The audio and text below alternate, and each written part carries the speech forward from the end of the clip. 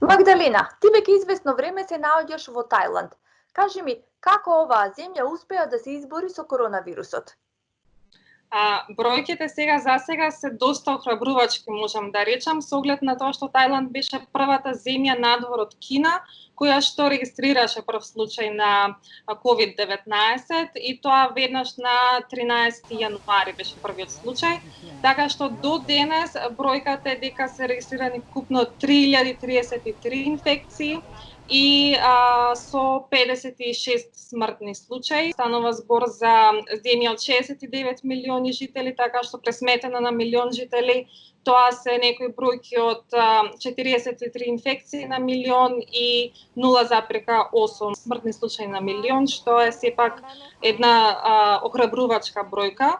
Веќе во последните десетина дена бројките се или нема нови дневно регистрирани случаи, или пак има 1, 2, во секој случај едноцифрени броеви.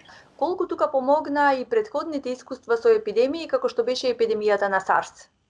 Да, би рекла дека Тајланд беше доста спремна на некој начин, што покажуваат и различни истражувања. Има доста проблеми на економски план и така натаму, меѓутоа здравствениот систем е доста добар и јавните здравствени установи и приватните болници, така што мислам дека на тоа пред се должи и ниската стапка на смртност.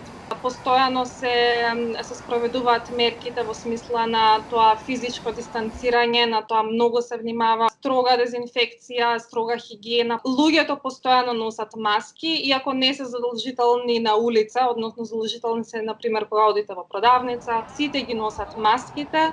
Верувам дека имате некоја нели од претходните искуства имаат некоја таква свест. Може ли да се каже дека животот веќе се враќа во нормала?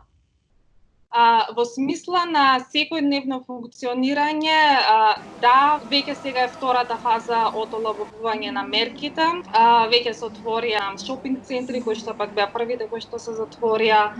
Рестораните се отворени, претходно беа отворени само за носење, за земање храна за носење, сега се отворени за седење со тоа што се почитуваат мерки.